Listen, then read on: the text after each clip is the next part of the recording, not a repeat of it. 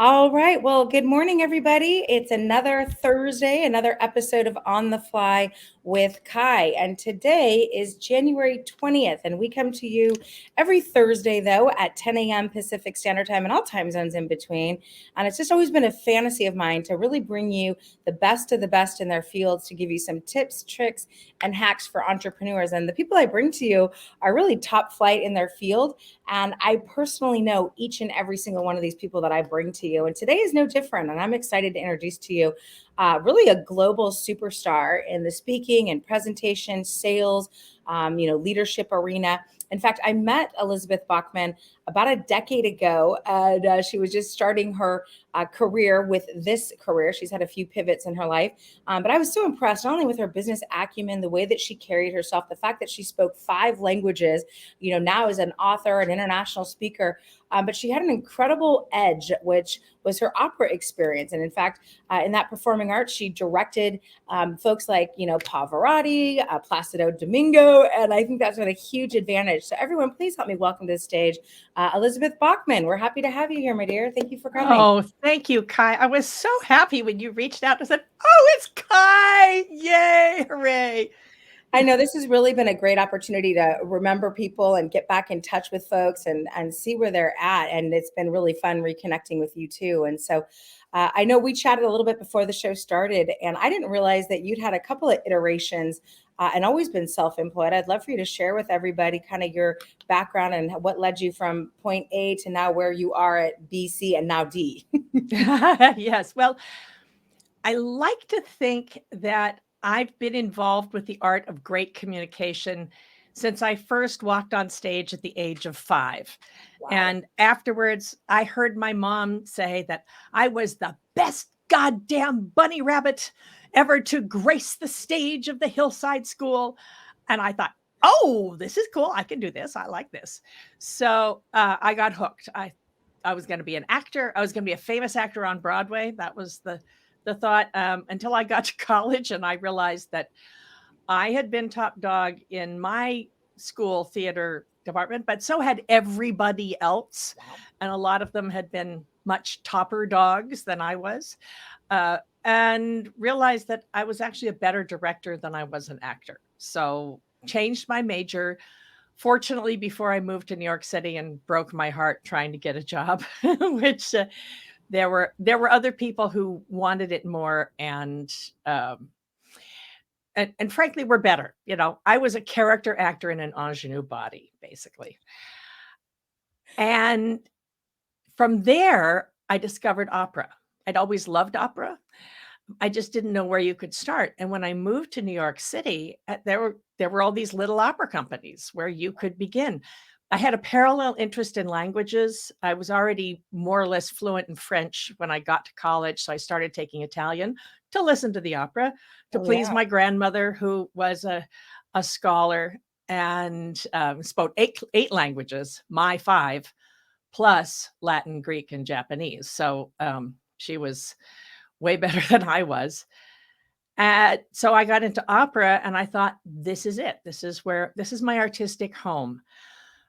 What that meant was I was an independent contractor, self employed, since I was 24 years old. Wow. So, various jobs that would pay the rent, but but most of the time doing gigs here and gigs there. And I did that. I uh, worked my way up through the ranks till I was directing at the Metropolitan Opera and internationally. Then I started an international opera program that was a summer festival, mostly focused on giving young singers a chance to learn.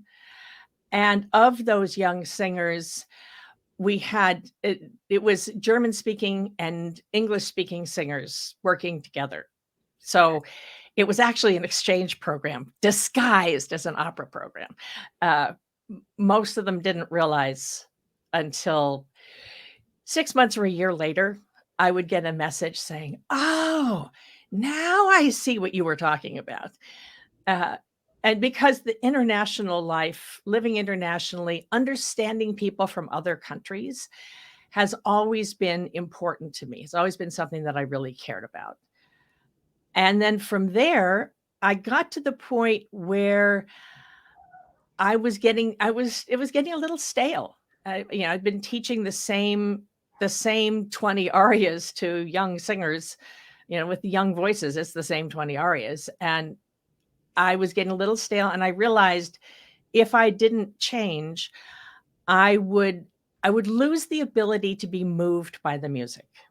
And that, of course, is the most important part. So I closed the opera company and went full time as a speaker trainer. I like to see a presentation skills trainer, because that includes then when I was training singers and speakers, it's all presentation and it's all the same. And I've been doing that since 2011, and really, and that feels like everything put together. It's the business training I learned running the company. It's my personal experience with glass ceilings, and the presentation skills, and really, it's the art of great communication. Since I was a bunny rabbit at age 5.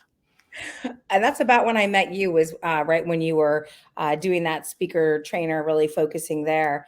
As long as you stayed healthy, I think COVID did a lot for some of our entrepreneurial brothers and sisters, because, we really were able to carve out, what do we really want? First of all, I want to commend you on taking all those skills that you loved and then parlaying it into a career. So right now, if you're watching this and you're not really happy with what you're doing, pivot, for crying out loud, do something different. Because if you love what you do and you do what you love, you're never going to work a day in your life.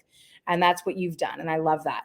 And then during COVID, of course, there wasn't a lot of people speaking in public right then and there. And so I know you've done a fantastic job of taking all of these skills and pivoting and doing some virtual online speaking, which we're going to talk about. But you also started parlaying that into high-level women. So talk a little bit about your niche and how important that is now. What I discovered, so I was a high-level woman in the opera business to a certain point. Opera companies, like most companies out there, are full of women. Skill and ability gets you to a certain level. But then in a corporate place, it would be senior director. You'd be to a certain point, but the big money still goes to the men.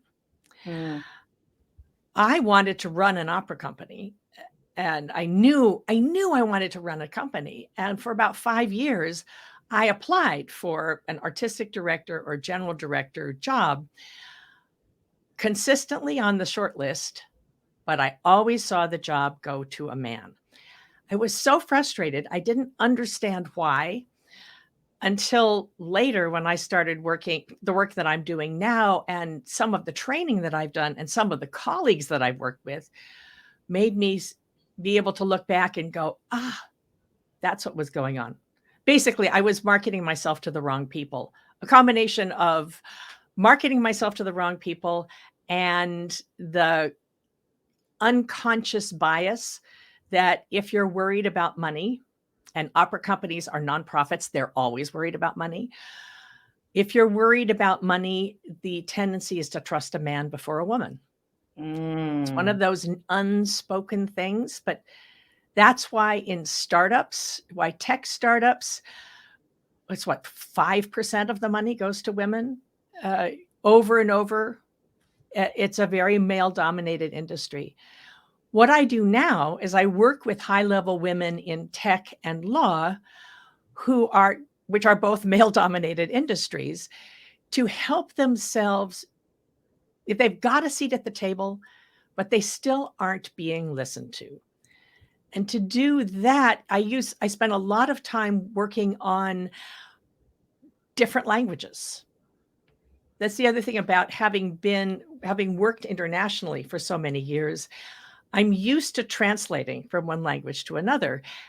And early on, when I was studying Japanese, I thought I would go work in Japan. I did a couple of projects that took me to Japan. I met the concept that Japanese has men's language and women's language. There are words and phrases that men use and words and phrases that women use. The more I see other languages, especially English, the more I said, oh, English has that too. It's ways of speaking, styles of speaking. And the big problem comes when you have one way of communicating and you think the other person communicates the same way you do, and they don't. They don't actually hear you, because a woman speaking women's language, talking to a man who's listening with men's language in their brain, is not going to be heard. So what are some, I mean, I know we probably don't have time to get into all of that, obviously, because this would be a coaching session for a few hours and buy a package in a few sessions. But what are some just maybe top mistakes or top tips that you can give women that, this would be applicable even if you're trying to close a big business solutions deal, right? Yeah. So a business enterprise. So talk a little bit about maybe what are some few things that they can learn or pivot with their language and make them more effective in those big deals or at the big tables. The first thing, the thing I always start with is men, or people, tend to be either single focused or multi-focused. The single focused, more men than women, although there are plenty of women who are single focused. More men than women are single focused. They think about one thing at a time. They do one project at a time. A woman will be multi-focused, will see lots of things at a time and come in and talk to the man about 5 different things. And buried in there is, oh, by the way, could I talk to you about this project? And if the man is focused on his project, he just doesn't hear it. Then the thing that the men need to know is women need to be acknowledged and included. Where one single focused person, you don't hear another single focus, you don't get upset. But so that women have to be acknowledged and listened to. But women, if you're talking to a man when he's focused on something else, he won't hear it. Don't take it personally. It's because it's as if women speak Spanish and men speak Italian. The languages have the same roots. A lot of the words sound really the same, but it's 2 different languages. So you really have to bear in mind, if you're an Italian speaker, you've got to speak Spanish to have them understand you. So, for instance, maybe you can give just 1 or 2 examples that you see that we could be better at in that communication game. Is there just 1 or 2 things, or maybe it's eye contact? Maybe exactly. Actually, eye contact's not so much. First thing I would say is, if you need to talk to somebody, a man, make an appointment.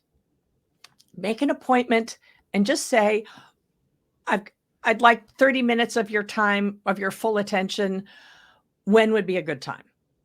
Because if you just come in and talk to them, it's always an interruption. Whatever they're doing, even if they're just sorting napkin rings, they're still, they're always busy.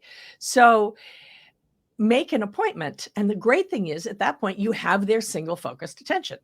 That's men and women. Then when you've made the appointment, don't keep talking. That's another thing that women tend to do, is they'll make the appointment and then they'll start telling why and what they wanted to talk about. What if the single focused person doesn't care? Wait until 4:00 and then you can tell them. The second thing is, be concise. Be clear, concise. Talk about what it is that you want to do in bullet points. Women's language, multi-focused people, fill in lots of extra detail. Single-focused people don't care. What do you need me to do? Get to the point. So those are the 2 things. There's a lot more about it, and I talk about this all the time on my podcast. So if you're interested, there are other places you can find this information. I love it. We're just giving a little taste of it. What is your podcast? My podcast is Speakers Who Get Results, because my company is called Strategic Speaking for Results. So Speakers Who Get Results is about leadership, visibility, how do you be heard, presentation skills, also the international communication challenges. And nowadays, we live in an international world, and chances are you're going to be working with people from many countries. If you're speaking English and it's not your first language, or it's the second or third language of your listeners, that's another thing you have to pay attention to. So just so everyone who's watching this on replay can see that there's the podcast Speakers Who Get Results. And that's a great lead into really what I wanted to talk about today, was how to be more effective and have some rock star virtual presentations, because that's the world we're living in right now, especially with stupid Omicron coming up. Thank you very little. And Right. so we talked a little bit about what are some great tips. And I know for those of you who are here listening to this, if you email you can give them the 11 tips for better virtual speaks. Is that going to work? Speeches? I think I'll have you send it out. You can post it as a on your page. Great. So that's for fine. those It's of a you gift for coming today, I will post this on the Facebook, which is On the Fly with Kai, and you'll be able to get that as a gift from Elizabeth. So thank you for that. But let's talk a little bit about my favorite subject, which is being a rock star in your virtual presentations, because this is what I'm excited about talking about. So tell me a little bit about how to keep audiences engaged, first of all, because they are you talked about, they're multi-focused, right? Yeah, right. Well, and the thing is that you have to assume that people are multitasking. It's so easy to be answering your emails while you're listening, etc. So if you are giving a speech, what you want to think about is having people answer in the chat, enter something, to raise your hand, to vote on something, which forces them to pay attention again. Also, one of the problems that men and women have is you start giving your presentation and you've got your slides, and then you start going so fast because you're a little bit nervous. So you're talking so fast that you never actually breathe, and you never pause at the period, and you never pause at a paragraph, and then it becomes just white noise. Slow down. Remind yourself to slow down. Vary your tempo, vary your pitch, vary your pacing. And there are a couple of ways that are easy to do that. Ask questions. If you put a question into your script, that forces you to change the way you change your tone of voice. And I like to think of a speech as similar to a magazine article. Each talking point would have a headline, a sub-headline. So when you have one point, pause to let it finish. If you've got the second point, say the next thing is pacing and tempo. The next thing is, how do you look? I'll get to that in a minute. But tell people when you're starting a new thought, because if they're tuned out, or if they're playing Candy Crush and they're in the middle of winning the game, they might not hear when you move on to another topic, and they say, wait a minute, why is she talking about lighting where she was talking about words before? I love it. So I have a tendency to talk fast too. So this is something that I need to work on as well. So slowing down, asking for engagement with the chat, all that piece of it. What about how important you're going to talk about image and lighting and all of that? I would love to hear your thoughts on all of that as well. One of the things that helps a lot. So I'm an entrepreneur. My company is Strategic Speaking for Results. There, it's over there. And so I have a branded backdrop. That's so that people are reminded. They connect my face with the name of my company. If you are in a meeting, or if you're talking to people and you're just working at home, it's really annoying when people can't see your face. You want to make sure that you have lighting at 10 o'clock and 2 o'clock in front of you. I have eye issues, so I can't have a ring light right in front of me. I have to have indirect light. Also, I wear glasses now. I didn't used to, but now I need them all the time. It's also really annoying to have the ring light reflecting off your Totally. glasses. So bear that in mind.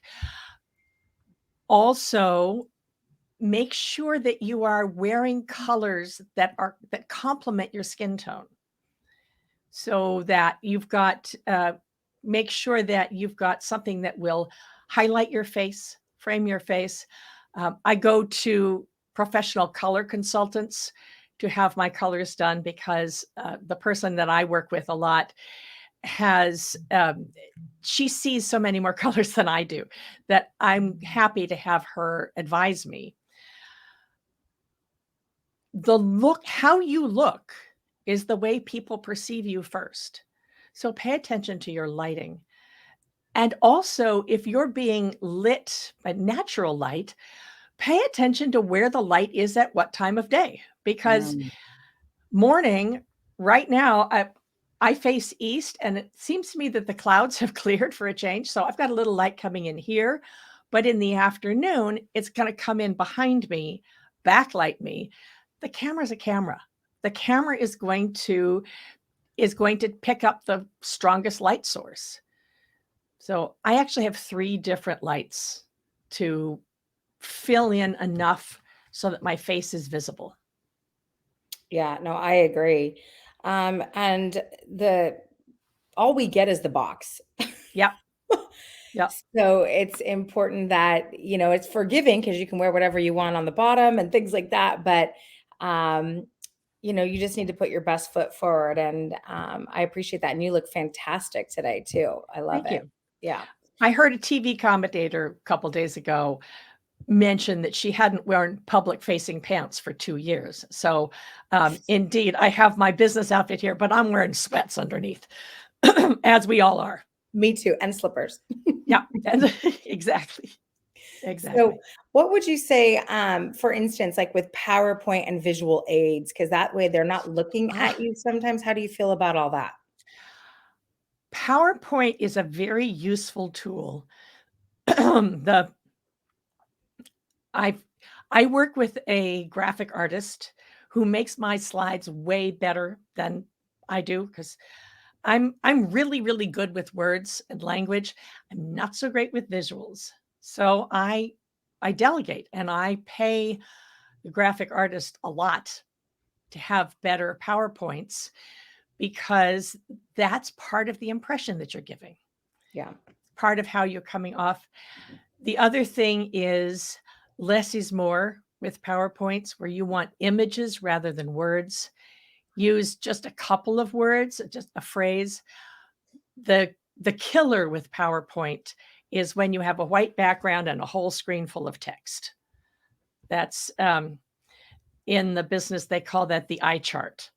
Uh, but fundamentally, you want people to be looking at you, not your PowerPoint. And you want the slide should illustrate you. But if there's too many words, people are going to be peering in to say, what is this that she's saying? And they're not paying attention to what's your message. And I don't know if this is okay or not, but I really like stopping the PowerPoint from time to time throughout the presentation. So show it and then stop and keep talking without it and then bring it up again from time to time. It seems like, Absolutely. That's a great tool for engagement, because again, people's attention spans are so short these days that you want people to be paying attention. So if you stop the PowerPoint and you say, now we're going to talk, that's something different. And people go, oh, wait, she's talking. Something happened. So even if they've shrunk you into a little tiny corner down there, and because they're really playing solitaire above, um, it so true. changes the look of the thumbnail. So why not? Yeah. And I mean, I try a lot of energy too, because I think Yes. that that is engaging. But that's funny. What are some other tips is there anything other than just the chat? Because I'll do like an online training and the guy will say, put a 7 in there. And we all put a 7 and it gets kind of old after a while just to like randomly put numbers in there or letters in there and things like that. Is there anything else other than the chat that we can do that will up the engagement on there? Because I feel like that's getting old too. Well, I'm a big fan of having spotlights. So actually what I really love is the question and answer period the Mm, after I've done the presentation, because then you can get someone on who's going to really talk and you see two people talking. That's very good, because so much of what I do is in the moment, how someone is showing up as a speaker trainer, presentation skills trainer, where what I like to do is have a spotlight, a love seat, as our mutual friend Debbie Hoffman calls it, where you have someone on there and they're trying something and then I can comment. So, yes, using that spotlight feature is huge. Like you said, it'll bring two people together or three or four. I love that. How important is like music or microphones or things of that nature? on a podcast, having good sound is very important. So I have a brand new, very expensive microphone because my old microphone died. So I have a very good, very expensive microphone because I am a podcast host. And the thing people really complain about is not having good sound. Yeah. And we got to be careful because sometimes I'll put on music that's copyrighted and then it doesn't show up where I need it to show up. So we got to be Yes. careful about that too, especially if you're broadcasting somewhere or doing something. How do you feel And just I actually and one other thing, just as a podcast host, if you're considering starting your own podcast, feel free to reach out to me on LinkedIn. Say that I saw you on Kai's show. I work with a company that does everything for me except finding interesting people and talking to them.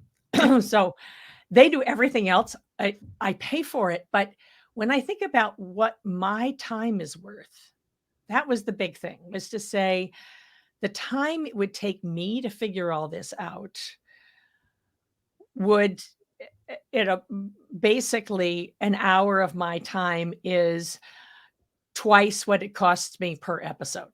So, the hours that I would spend finding the right visuals or getting the tech right, having when they said, well, all you have to do is find interesting people and talk. I said, I could do that. Yes, would love to do that. So and that has made, I've been with them for 2 years, and that has made a huge difference. yeah, And if I think anyone's curious, just reach out to me on LinkedIn and I'll tell you who that was. I'm going to reach out to you. Okay. But I think you really said something I want all entrepreneurs to hear. Don't be afraid to hire it out. Elizabeth hires out the podcast. She hires out the PowerPoint. I think there is a tendency for entrepreneurs. I've seen the biggest mistake I've seen of entrepreneurs is they try to do it all, Oh yeah, absolutely.